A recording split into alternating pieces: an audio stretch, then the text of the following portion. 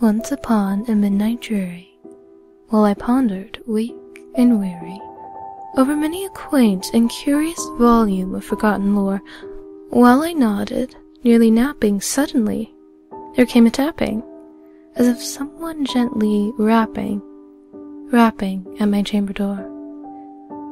"'Tis some visitor," I muttered, tapping at my chamber door. Only this, and nothing more. Distinctly I remember it was in the bleak December, and each separate dying ember wrought its ghost upon the floor. Eagerly I wished the morrow.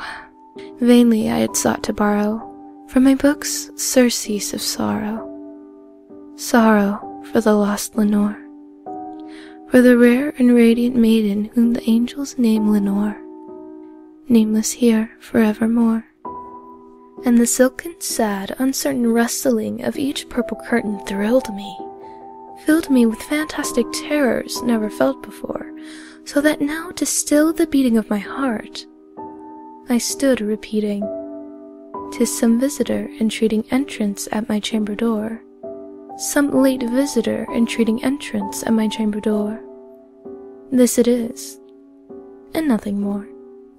Presently my soul grew stronger, hesitating then no longer. "Sir," said I, "or madam, truly your forgiveness I implore, but the fact is, I was napping, and so gently you came rapping, and so faintly you came tapping at my chamber door, that I scarce was sure I heard you."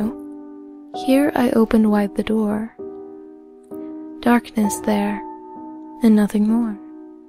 Deep into that darkness peering, long I stood there wondering, fearing, doubting, dreaming dreams no mortal ever dared to dream before.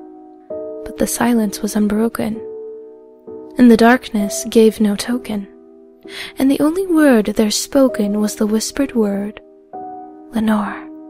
This I whispered, and an echo murmured back the word, "Lenore." Merely this, and nothing more.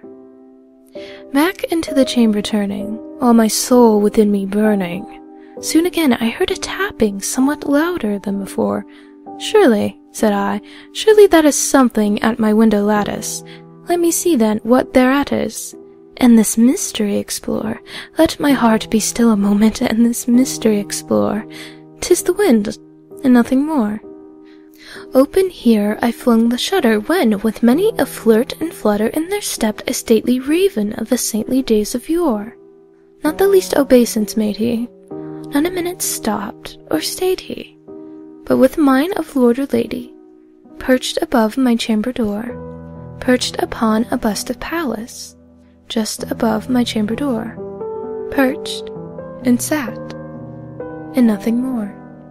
Then this ebony bird, beguiling my sad fancy into smiling, by the grave and stern decorum of the countenance it wore, "Though thy crest be shorn and shaven, thou," I said, "art sure no craven, ghastly grim and ancient raven, wandering from the nightly shore. Tell me what thy lordly name is on the night's Plutonian shore." Quoth the raven, "Nevermore." Much I marveled this ungainly fowl to hear discourse so plainly, though its answer little meaning, little relevancy bore, for we cannot help agreeing that no living human being ever yet was blessed with seeing a bird above his chamber door, bird or beast above the sculptured bust above his chamber door, with such a name as Nevermore. But the raven, sitting lonely on the placid bust, spoke only that one word, as if his soul in that one word he did outpour. Nothing further than he uttered, not a feather than he fluttered, till I scarcely more than muttered, "Other friends have flown before. On the morrow he will leave me, as my hopes have flown before." Then the bird said, "Nevermore." Startled at the stillness broken by reply so aptly spoken, "Doubtless," said I, "what it utters is its only stock and store. caught from some unhappy master whom unmerciful disaster followed fast and followed faster, till his songs one burden bore, till the dirges of his hope that melancholy burden bore, of never, nevermore. But the raven still beguiling all my sad soul into smiling, straight I wheeled a cushioned seat in front of bird and bust and door, then upon the velvet sinking, I betook myself to linking fancy unto fancy, thinking what this ominous bird of yore, what this grim, ungainly, ghastly, gaunt, and ominous bird of yore meant in croaking, nevermore. This I sat engaged in guessing, but no syllable expressing to the fowl whose fiery eyes now burned into my bosom's core.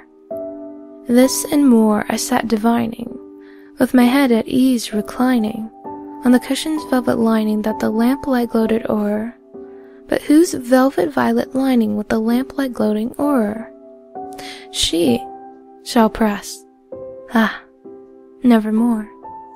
Then methought the air grew denser, perfumed from an unseen censer swung by seraphim whose footfalls tinkled on the tufted floor. "Wretch," I cried, "thy God hath lent thee, by these angels he has sent thee, respite and nepenthe from thy memories of Lenore. Quaff, oh quaff this kind nepenthe, and forget this lost Lenore." Quoth the raven, "Nevermore." "Prophet," said I, "thing of evil, prophet still, if bird or devil, whether tempter sent, or whether tempest tossed thee here ashore, desolate yet all undaunted, on this desert land enchanted, on this home by horror haunted, tell me truly, I implore, is there balm in Gilead? Tell me, I implore." Quoth the raven, "Nevermore."